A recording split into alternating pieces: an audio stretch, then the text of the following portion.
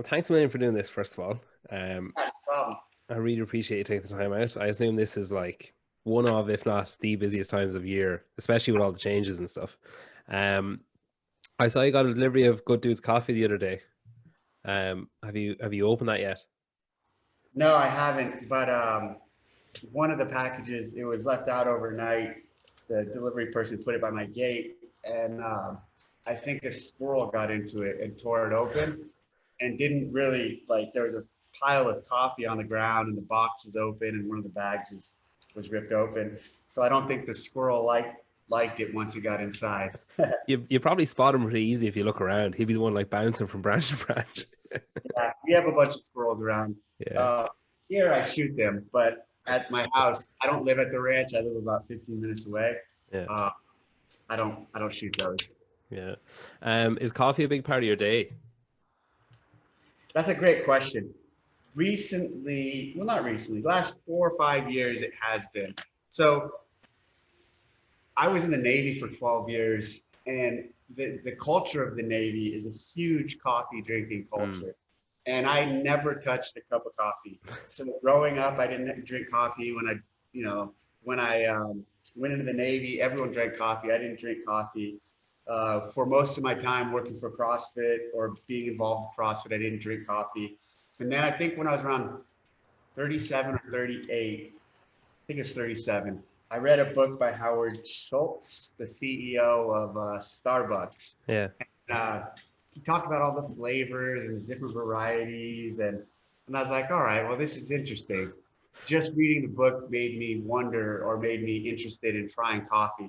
So I decided to, for the first time in my life, try drinking coffee. And then, so from then I started doing 1 cup a day, and pretty much it's been consistent. In the morning, I'll have a cup of coffee. Sometimes in the afternoon, well, most of the time in the afternoon, I'll have either an iced tea or another coffee. But I try to limit it to in a sitting one yeah. cup. And do you think that you like was there a reason you didn't try it before then? Like was it a thing that oh everyone else is doing it, so I won't do it? Or like was it just not on your radar kind of thing? No, it was totally because everyone else is doing it. I won't do it. There's so many things in my life that are like that. Another Navy thing. Yeah. I never got a tattoo, and that's a Navy and a CrossFit thing. And Mm, especially what I did in the Navy. Well, everyone in the Navy, everyone has tattoos, and I was in that community for 12 years, and I never got a tattoo because everyone was doing it. Then even when I got involved with CrossFit, tattoos are pretty common in yeah. CrossFit, and again, everyone was doing it. I never got a tattoo. Maybe if I read a book on Yeah, I was just gonna say we get someone to send you a book. Is reading your main we'll say disconnect then, or like do you listen to podcasts as well or anything, or is it mainly reading that you engage in? I don't listen to any podcasts. So I've never listened to it. Well, that's not true. There's one podcast I ever listened to, and it was Sevon's first podcast for CrossFit. He did an interview with Greg, and I only listened to it to give him feedback on if we should run it or not. And since then, I've never listened to a podcast. That's another thing. So to go back to like everyone does it, so I don't. I don't listen to any podcast. Reading is definitely one of my big disconnects, and so is shooting. Yeah. I'm loading magazines right now so I can shoot later. But I like to shoot, and I shoot a lot, and that's another big disconnect from work or from life, and as is reading. Do you notice if you don't do it, like say if something comes up today that you don't get to do it, will you notice a change in or like anxiousness or anything like that? I have routine, and I have some things that if I don't hit them, to include reading and to include shooting and to include working out, that if I don't hit those things, yes, I do like, I don't want to say become anxious, but I get irritable, and I'm like, Yeah. fuck, I didn't get that in. And like, there's some things that are really important to me in that regard that I try to do. Yeah. Reading, I try to read first thing in the morning when I wake up, anywhere from 10 minutes to an hour, depending on how much time I have before having to start my day, and depending on how I'm into the book, how much I'm into the book. And then in the evening, I try to do the same thing. I'll try to read for 20 minutes to 40 minutes. Usually in the past, I've also sporadically read throughout the day, but it's so busy right now. Reading during the day has been a little more challenging. Yeah. I've listened to a good few interviews with you, and I read your book as well. And something you mentioned that is like it's come up a few times as well, is your kind of eagerness to keep, say, Dave Castro separate from the Castro family, like to not bring your personal life into the public realm, I guess. Is that like getting harder to do you think? It's not harder to do. It's really easy for me to do. And it's very, even at this stage, I believe so fucking necessary. Look, like I'm a polarizing figure by the nature of who I am. And a lot of people don't like me and a lot of people don't like some of the things I say. And a lot of those people follow me and a lot of those people see my account.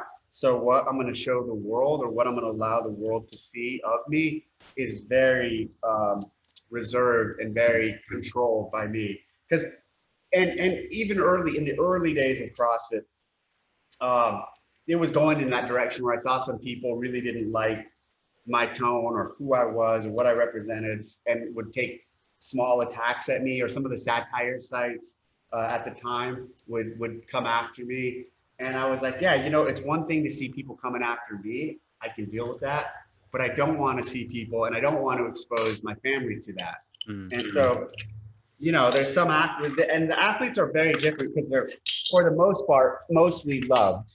Um, so for them to share their families and to show all their life, that's one thing. That's cool on that's their choice, obviously. But that type of, that's not me, and I'm not going to share that side of me or that my family members with the world because I'm very, you know, I don't trust the world largely. I saw an old video of Savan. I think he shared it recently on his story, and he's asking you about yourself. And he's like, you know, do people like you? Or I can't remember the exact question he asked, but you were like, you know, oh yeah, like my friends like me. And then you were like, I can't name any right now, but they do. I was curious, like, is That was a spoof video. We were talking about, but go ahead. I was curious, is like, say, the Dave Castro that people see, and like that you know, your kind of persona, is it like, has it almost become like a bit of a caricature of yourself, like as a, you know, like a protection kind of thing, where, well, if people think I'm an asshole, if I'm acting like an asshole, they can think I'm an asshole and it's fine. Whereas if they, you know, say if one of your friends turn around and said, oh Dave, you're an asshole, it might be more difficult to accept because they know, you know, more about you and who you are, and they've seen more of you. I never think like, oh, I'm being an asshole or I'm trying to be an asshole or I have a persona that's an asshole. I think more of it like I have some standards or some levels of morality that I hold that I don't want to compromise. Yeah. And sometimes that's really harsh in delivery and harsh in keeping true to. Yeah. So, and you know, the truth is I'm pretty consistent. I think what I show on what people see in social media or the world um, isn't too different than how I am in person with people. Although some would disagree. I think some would say, oh, my interactions in person are much probably more enjoyable than what someone thinks of me when they see me on social media. So Yeah. someone might make a judgment of me on social media based off of what I say or how I act. And likely the interaction with me in person is would be perceived by that person very differently. Yeah. Yeah. No, I accept that. I don't think you're an asshole, for the record.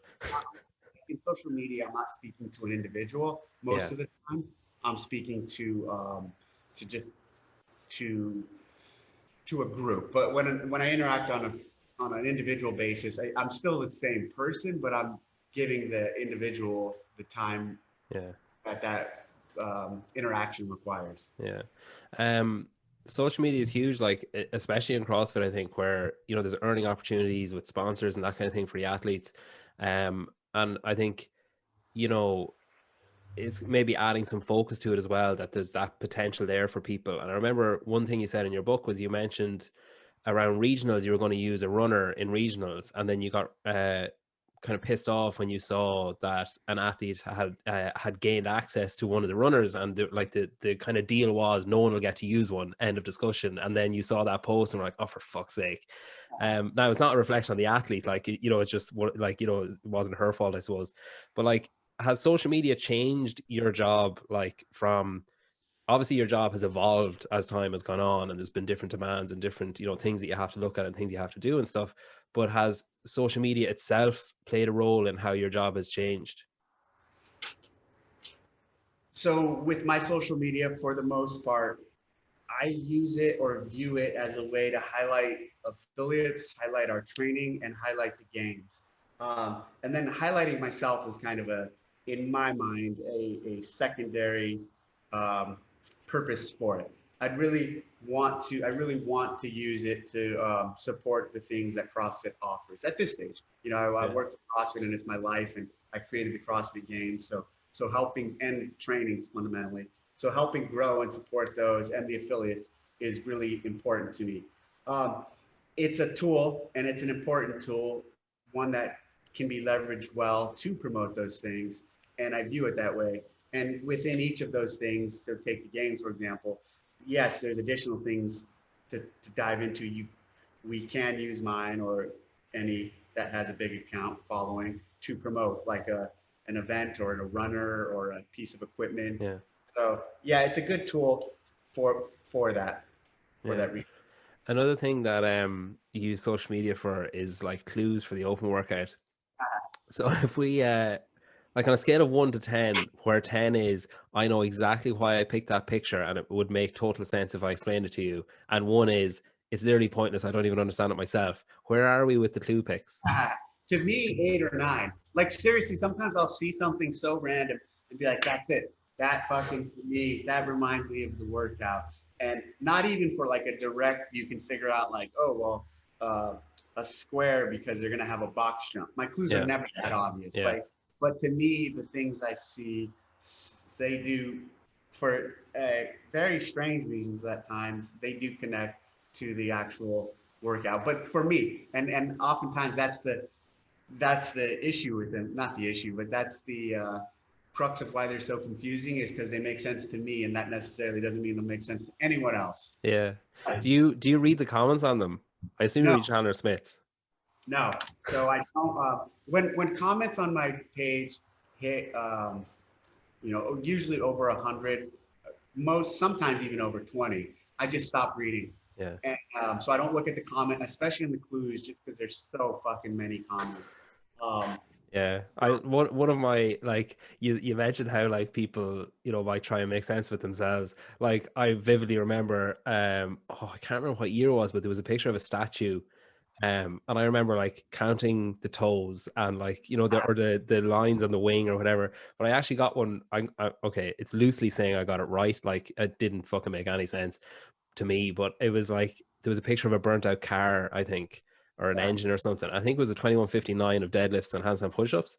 And I said like, oh, this is a 1921 Ford, and it was a 15-cylinder engine or something. So I was like, so it's obviously going to be 2159. And then it was like, and loads of people were like, oh my God, you're a fucking genius. And I was like, I mean, I'm clearly taking a piss. I don't know anything about this. But yeah, no, That's they're awesome. um so you've programmed the games like since its inception, like you designed it since the beginning. Did you expect back then that it would be like this global catch-all in Madison, this huge showpiece? No, for sure not. And even when we did the first games, I mean, I didn't even know if it was going to be around for the next couple of years. When we did 7 games, we didn't think the '08 games were really even going to happen. I don't think it was until we ran the '09 games when we saw, oh, wow, this really has like a lot of potential and potential for growth in the future. Then once we went to StubHub Center, the first year was kind of a dud in terms of like fans and people showing up. I mean, there were people there, but it wasn't a huge sellout. Hmm. And then that was 10. And then after that, like every year, it was just jam packed and growing. And it was like, wow, this thing is serious. Yeah. And so in the beginning, I had no idea. No, but now, I mean, like now it's like shoot for the stars, like have big vision of growth and have big vision of making it even larger. So it is, now I dream with it. Yeah. Beginning, I didn't dream. around the games, but now it's like, yeah, we can take this thing to some crazy heights. That's cool. Um, the year before last, everything changed, I suppose, like where there was this kind of like, I guess there was changes all the way through, like, you know, moving to Carson and then moving from Carson to Madison, but they were kind of uh, maybe predictable is the wrong word, but there were, you know, there were linear changes, we'll say. And then with the changes to regionals to sanctionals and then the national champs coming in, obviously that was, they were kind of maybe unforeseen changes. Like, were those kind of decisions, like, because I suppose for the community they came out of left field, like were they kind of decreed, or was it like, was it a democratic move involving like the whole games team, or how did those changes, how were they received by you guys, I guess? They were decreed. So in that phase, they were kind of forced upon us, talking about, you know, the move from regionals to sanctionals. There's no democracy involved in those decisions. And actually, you know, I had an idea they were going on, but Greg at the time, he just wanted to do what he wanted to do, Yeah. which is often the case what he does or did. And he wanted some major change, so he just made those. Is it like, if it's challenging programming, because like, you know, in your book again you talk about the different challenges of, we'll say, thinking, you might think of a workout and you've got them all written up on your whiteboard, and then you start thinking, oh shit, like that's not going to work with the flow, or how am I going to fit that in, and you know, they have all those different kind of plates that you have to spin with each workout. But then say that year when you have way more athletes than you used to having, and then you've got to bring cuts in and you got to think about flow and all that sort of stuff, like it must have been like 10 times more difficult than the previous year to program. I don't think it was that much. I don't think it was more difficult to program. It was logistically, yes, there was a lot to work around, and we made really aggressive cuts. So that helped a ton with reducing the field to a point where you can still be creative with the programming. But I was really so we've.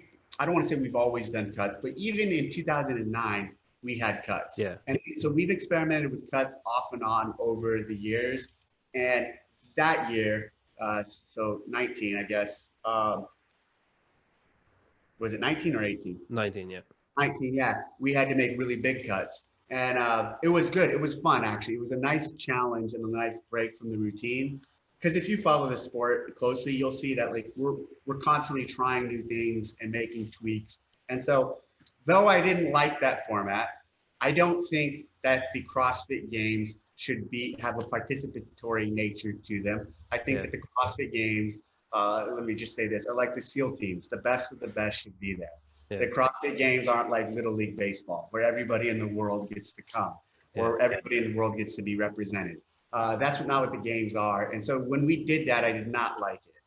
But I did enjoy the programming aspect of having to deal with that. And you know, the first workout, um, it was meant to deliver a strong message. It was meant to say, "Hey, welcome to the fucking games," and I think it accomplished that. Yeah. And I was really happy with the first workout. I was happy with the first two. Um, we spoke about the announcements earlier and your open clues and stuff. There was a glaring gap, I suppose, of like, you know, there was no clues, there was, you weren't involved in the announcements or anything. Was that like a signal of any kind of upset from you, or was it like a you know, group decision again? No, I was not happy. Okay. So that was like, again, a lot of those decisions at that time were kind of forced upon us by the leadership, Greg and the CEO at the time. And it wasn't collaborative. It wasn't supportive. It wasn't a healthy time to or a healthy way of doing business. And so that year I didn't do clues and I wasn't engaged because I was just like, yeah, you know what? You guys don't want me engaged. I'm not going to engage. So Were you ever going to leave or anything? no, I wasn't going to leave because you know why? A few reasons. I I play things out for the long run, and I'm able to just see and understand how patience at times is very powerful. And so basically at that time, I was taking all these lumps. I was taking these lumps from our team, our leadership, in terms of these changes they were forcing on us and these things they were doing to me to minimize me. And I'm like, all right, I'm going to fucking suck it up and I'm going to keep my mouth shut like a good soldier, like a good sailor. And I'll get through on the other side. Yeah. As time would Broke it tell, up basically. as as time would show, I got through on the other side. Yeah. And those some of the team, Greg, and some of the other leaders who were forcing that stuff on me, and I feel being unfair to me, aren't here anymore. And here I am still running the games. Are you still in touch with any of them? I still talk to Greg, not on a. I haven't talked to him in about 5 or 6 weeks, but since all this happened, we still communicate a little. Yep. And like, is it a case of all is forgiven from your point of view? Like that, you know, it was obviously just a business decision from his perspective. That stuff that went on then, that was definitely business, and I was definitely, I believe, I don't believe I was treated fairly through it, but the relationship and the impact Greg's had on my life was so much larger than that Yeah, one. yeah. So I've known Greg since 2006, so 16 years. So I was very upset about that, but I didn't let that define our relationship or our, and also he had some influence from others who at the time were really pushing him to do things. So, but I'm over it, but I'm still, just addressing it because you're asking about it. Yeah, that's fair. Like last year was, I suppose, like pretty insane for everyone for like a litany of reasons. And we've, you spoke about those kind of separators that you have, like reading and, like shooting and stuff, those kind of palate cleansers, I suppose, to keep you creative, engaged. Like, were you able to disconnect last summer? Like, were you able to lose that connection, or was it too difficult to do that? Like after all the leadership change and all that. Yeah, even just the controversy, and then you being put in as CEO, and then the sale. Like, there was an awful lot of stuff going on in a very short space of time, really. It was hard to disconnect during that time. I mean, everything was moving so fast, and it was all in, and there was not a lot of time to do anything for myself because just the stuff was unwinding so quickly and escalating, and there was this and then there's that, and they're like, did you hear about this thing coming out? Did you hear about that?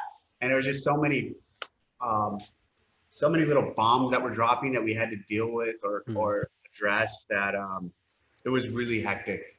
It was a really hectic time. I think, like, with 2020, I think I was definitely one of the people at the start thinking, like, just call it. Like, 2020 is a bust. It's been a shit year. Like, just forget it. Forget everything. Forget the games. Just move on. Like, but I immensely enjoyed the games. So, like, I think, first of all, I think it was so needed. And it was like, I know it was totally different than what maybe people were expecting with the big showcase in Madison and stuff. But like, I like that weekend sitting in my house watching it on my TV will live long in my memory, because it was so different, and because it was so, especially that year, it was so unique, because outside of like Rogue, it was pretty much the only thing since like early spring that anyone got to see happen anywhere. I think, like, you appeared, maybe I'm wrong, maybe it's because it was more camera time or there was less maybe bodies between you and the camera, but you appeared more relaxed and more like you were enjoying it yourself more as well. Is that fair? That is fair. I think at the games, there's so many people and there's so much going on that, like, I kind of just at the big games. I kind of have to isolate myself from all of that, and I try not to get caught up with the thousands of people there and all the noise and all the athletes, the fans, the reporters, the staff. But here at the games in Aromas, it was such a small group that it was easier to just like be relaxed and open up and just take it all in. And the schedule was way more chill, considering we didn't have teams, we didn't have multiple heats. We only had one heat of 5, pretty much every day, multiple times a day. So it was a much less stressful event to run, and I was really like, so it's funny because early on when this stuff all went down, when the CEO transition first happened, where I became CEO, a lot of people were asking about the games and what the status of the games, what the status was, and I said, hey, like, the games right now does not matter in relation to everything else going on. we kind of need to fix the community and Yeah. the affiliates and CrossFit, and then we can worry about the games. And so once the transition happened and once the new ownership came in, a lot of those fixes that, needed, not needed, but that could be perceived as having those issues that could be perceived as being fixed now happened. And so now I'm in charge of the games. I'm like, all right, fuck it. We're all in. We're going to make the games happen. Before I was saying, okay, we can't think about the games now because we need to fix these other things. The temporary fixes, patches kind of went on. And now it's like the games are happening. Let's do this. Other events in the world, very few, but there is some other events in the world that were happening. So I was like, all right, we're going to do something. Yeah.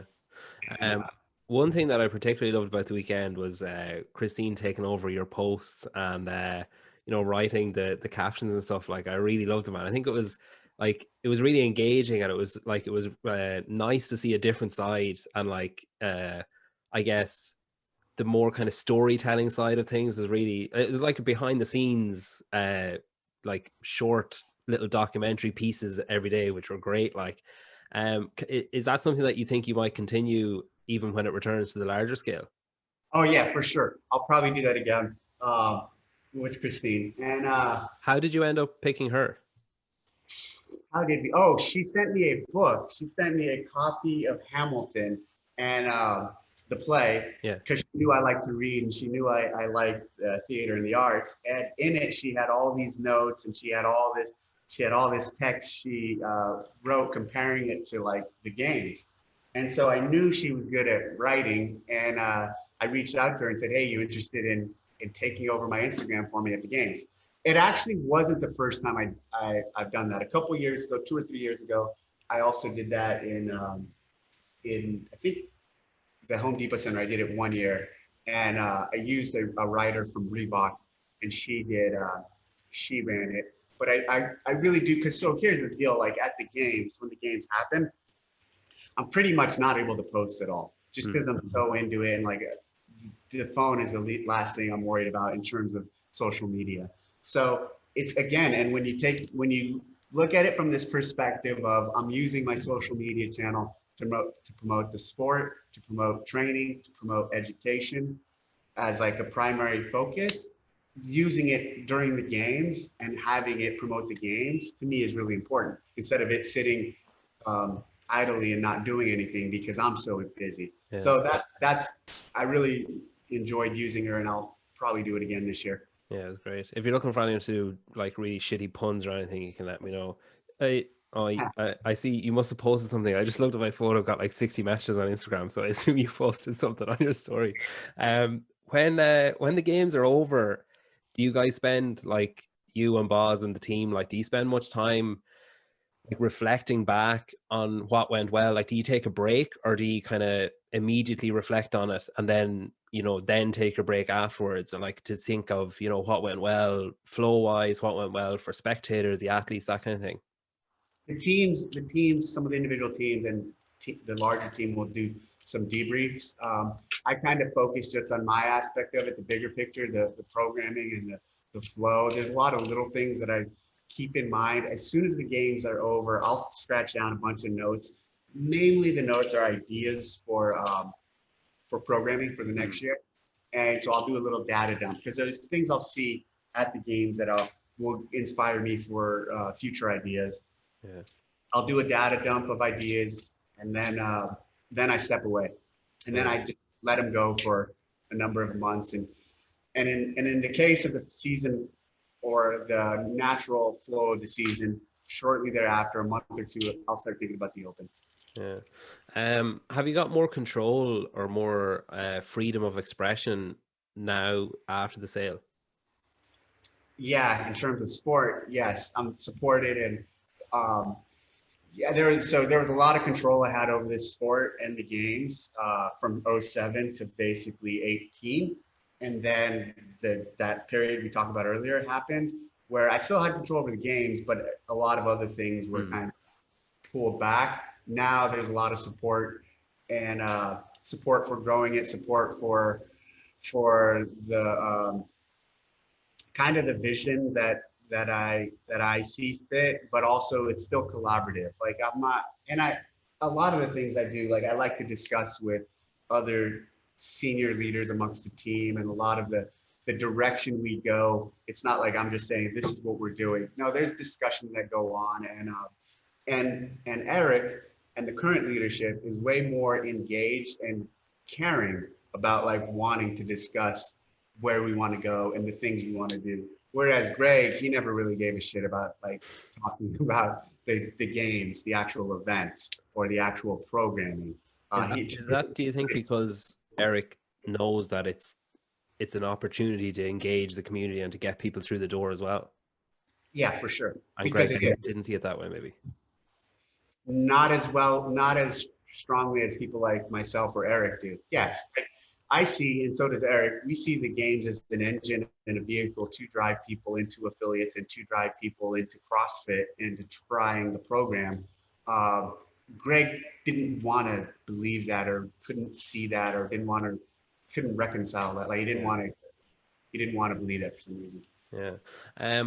Up until the sale or the change of ownership or leadership, you were fundamental, I suppose, in setting up and heading up the training side with Nicole, and then you were balancing that with these, like, I assume, insanely busy periods of the year in, you know, every February and around regionals and around the games. Like, you've stepped away from the training side and you're focusing solely on the games now. Is, like, has your workload lessened, or is it just changed? Because obviously there's so many changes this season as well. Is it like, are you balancing more plates trying to set things up?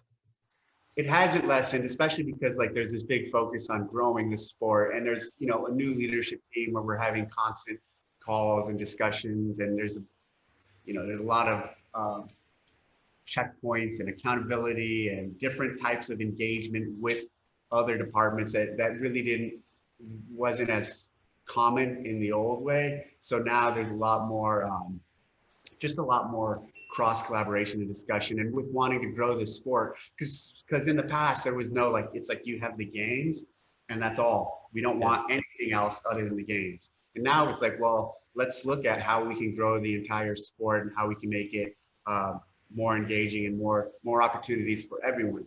So, but that being said, I really do miss the training aspect. And I think, you know, my heart really was more into training, because training was training that running that. I mean, you're really, you can look at sport as entertainment to a large degree, but the training aspect is where you're really changing people's lives and affecting people on a really deep level in terms of teaching them about CrossFit and giving them the tools to change their lives and potentially other people's lives through the methodology. So did you try to hold on when it was put on the table that you'd step away from training?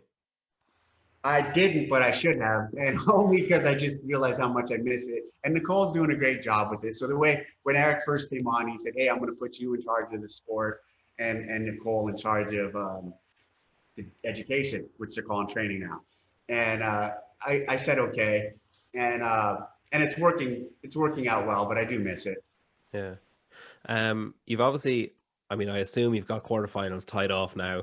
Like, you know what's coming at the weekend. How far into the season are you currently? Like, okay, I've got that done. Like, have you got semifinals finalized? Have you got, like, are you currently working on the games, or do you shelve it until after the quarters are over and after the semis are over? Well, our team's working on the semifinals. We're not programming those, but we're signing off on semifinal programming, and we're working with the event organizers and some of the issues or concerns they have, or if they're going to be able to go or not go. I'm programming the games right now, so I'm actively pretty deep in the games. Since we're not programming semifinals, that allows me to focus more on that, and also thinking about other events and other things after the postseason, or after the games for the postseason, which direction we want to go in. So for the programming of the semifinals, then, is that like how involved is it like, do you give them kind of a hopper that they get to pick from, or do you give them specific time domains they need to use? Because obviously you want it to be, like, you know, fairly universal across the different tests, I guess, in the different continents. We gave them like a framework to work within, like number of workouts, type of workouts, time domains of workouts, and said, hey, use this as a baseline, and then submit back to us some Oh, some so you examples. guys can say, oh, well, shit, we can't have them doing that in Torian if they're not doing that in Germany or whatever. Yeah, I mean, we could say, hey, you're not doing a marathon row. You know what I mean? What kind of a psycho would program that? Or you're not doing a marathon run. And nobody said those things, but I'm just saying there could be examples. Those are types of things we'd shut down. Yeah.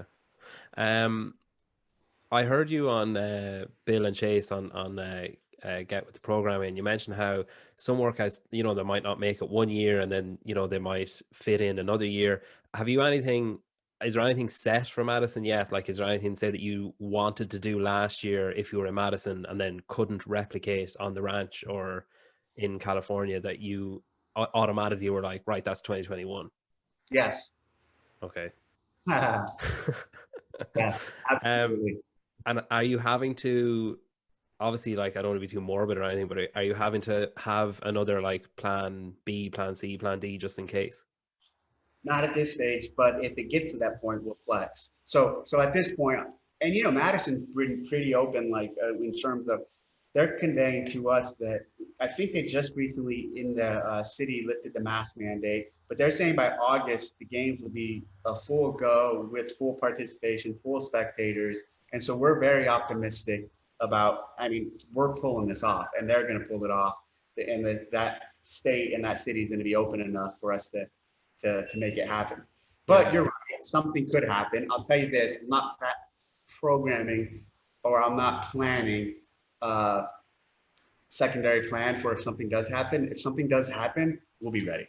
Yeah. And we'll make something new happen. We'll deal with what's going on and figure it out at that point.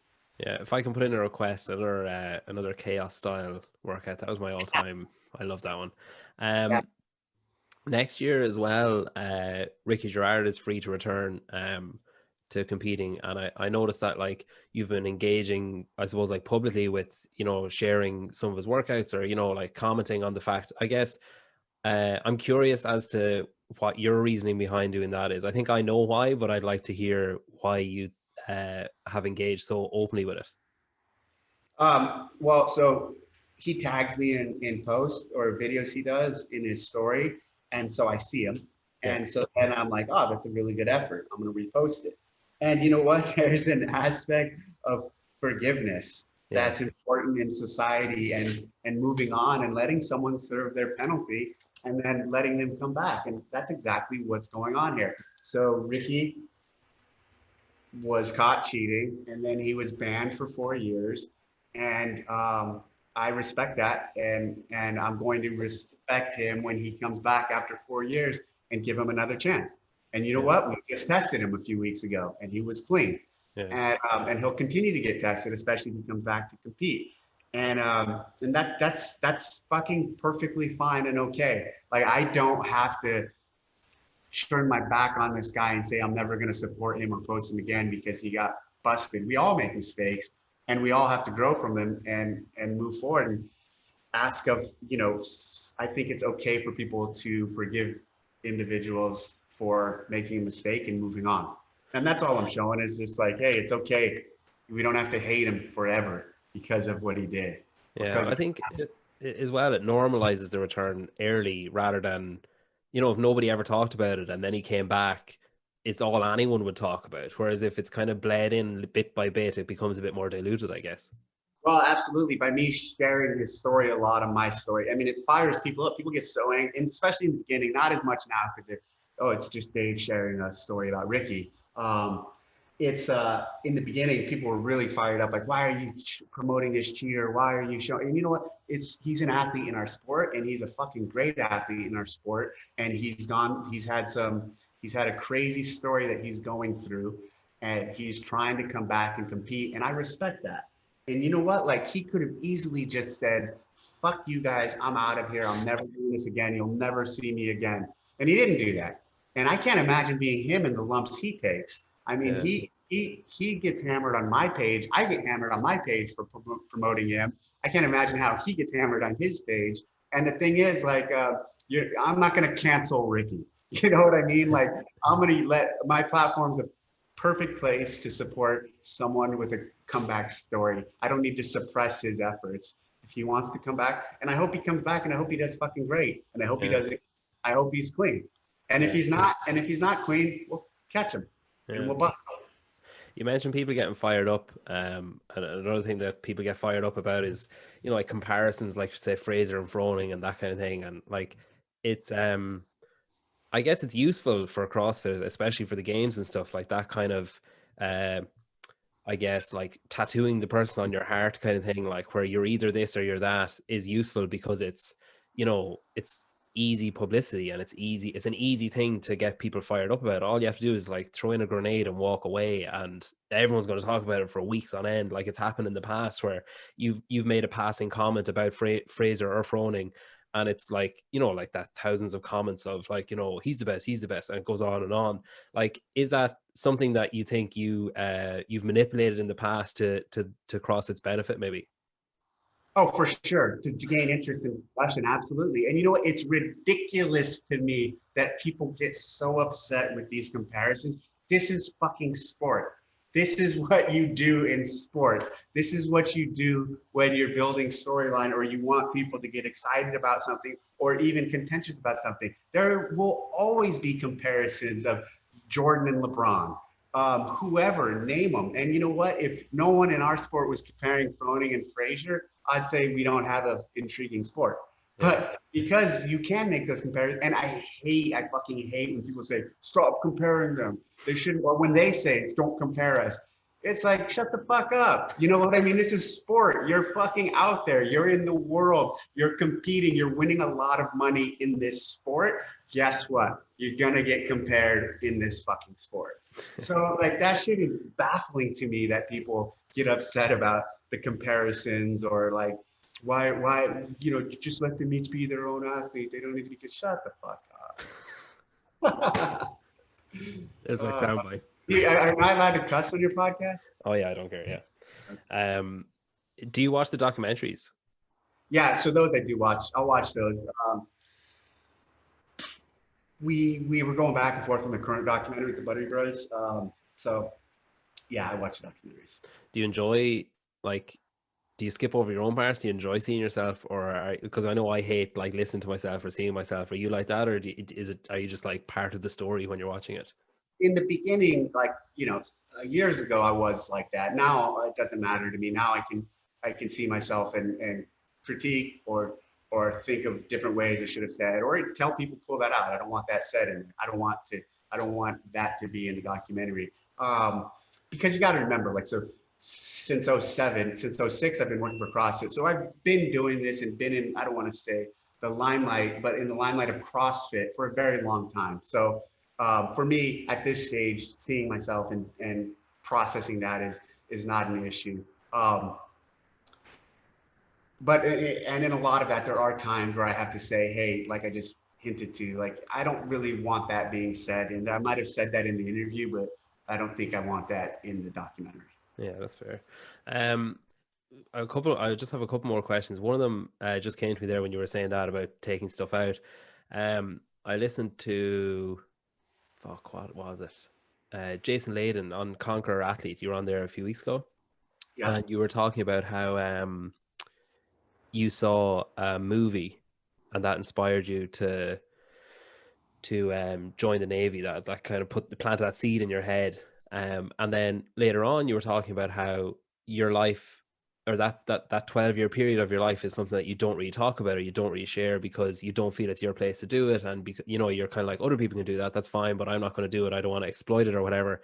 Do you think there's any kind of, not contradiction there maybe, but like that maybe if you did talk about it, or if you did share it, that someone else might have that moment that you had as a child of being like, oh shit, I want to be like the next Dave Castro, or I want to be the next, like, I want to join the Navy? Well, I think the example I want to be for people who do want to join the Navy is, I want to join the Navy and be like that guy and not talk about what he did in the Navy, or not fucking have Navy SEAL on my profile like so many of these other guys do. I actually don't. You just said something like where I think it's fine that they do it. I actually don't think it's fine that they do it, but I understand why they do it. Yeah. Because look, I was a SEAL for 12 years and I have not done that for a decade now. I got out in 2010. And even then, when I did get out right away, I didn't want to lean on that. And at this stage, I've done a lot since then. So I don't want that, and it's not, to be the defining feature of who I am. A lot Yeah. of guys do make it the defining feature of who they are and leverage it. And it's just not, it's not, you know, I came into that world and I was brought up by a cohort of warriors and men who we acknowledged that, or we believed in the ethos of silent professionals, and we're not going to share with the world what we did. And that's powerful. And you know, for the 4 or 5 guys, SEALs, who are really fucking popular in the world and that everybody knows about and everyone thinks they're such fucking badasses, there's hundreds, thousands that are fucking more of a badass than they are and that are completely silent and don't fucking talk about any of it. And those are the guys that I really look up to and respect, and that's how I want to be seen. It's okay now that that like a lot of people do know what I did, but I don't want them to know to the extent or what Yeah. I did or why I did it or what happened then, because it's not, it's again, it's kind of like my personal life. That was my professional life, but silent professional life. Yeah, I get that. You mentioned there like leaving the Navy, and I know that, you know, you've mentioned in the past how you were maybe a little bit like lost at the start, like a little bit kind of maybe lacking in direction might be the right way to put it, I guess.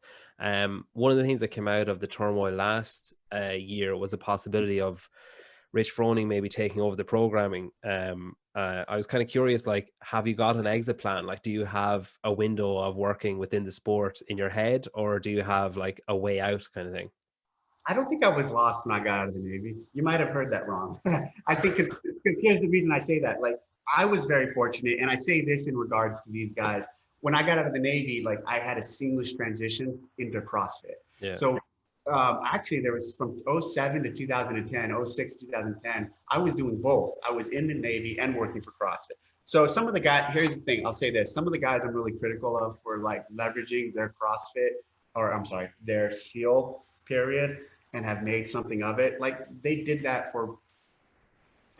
to put food on the plates for their family. And so, you know, I didn't need to do that. I didn't need to leverage that aspect of my life. So I kind of do understand, even though I don't agree with why some people have done it. But my point is, like, so I had an easy transition. I was very fortunate because I had the CrossFit thing to lean on and get out. If it wasn't for CrossFit, I would have done I would have retired for sure because I love what I You would have made a movie about your life. yeah, exactly. Or I would have been killed in combat, one or the other. And that's what I actually do. I actually say Greg Glassman saved my life because he gave me the opportunity to get out of something that I did that was really dangerous, obviously. Yeah. So to your further question,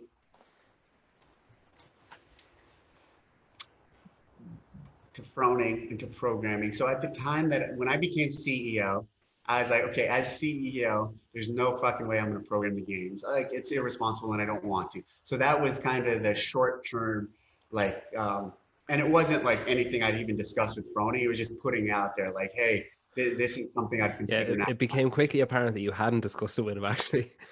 Oh, I know, but like it would go like I don't. It didn't need to be like. It was a. I didn't need to discuss it with him to say it. Like I can say something like that. Like, hey, I want to have Froning program the games. And I didn't say he was programming the games. But I was saying like, and that's the thing. The point there was putting it out that like, those are options. Those are the type of places it can go. So at this stage, where am I now? I'm not thinking about that. I'm in charge of the sport. I'm in charge of, I'm not thinking of a succession plan for programming the games now, maybe in a year or two, but maybe in 3 years, maybe in 4 years, maybe 5 years. But at this moment, no, it's not on my mind. Yeah. But when it does come, you can see where my mind is with some of that stuff like that. Meaning, yeah, like someone like Froning or whoever. Fuck Froning now. Maybe it's not Froning. Maybe it's Frazier. Probably not Frazier. Maybe it's Tia. Maybe someone else will get a program the games. Yeah. Do you ever look at, I know I heard you say in the past when sanctions were on that you didn't, you maybe actively avoided looking at the programming or watching the sanctions as they took place. Like, do you ever look at other competitions and their programming and think, oh, I wouldn't do that? No, I don't look at other competitions still. Now with semifinals, I'll look at their programming, Yeah. but usually because I'm really critical of and like think the things are stupid or like it's a poor test or it's a poor expression of tests or I'm really critical of my own programming and I'm more critical of other people's programming. So for that reason, I just don't look at the programming. Yeah. Well, look, we'll finish with a quick fire. So they're all either or. This is coming out after the quarterfinals, so you know you can tell me the fucking workouts if you want. I won't tell anyone.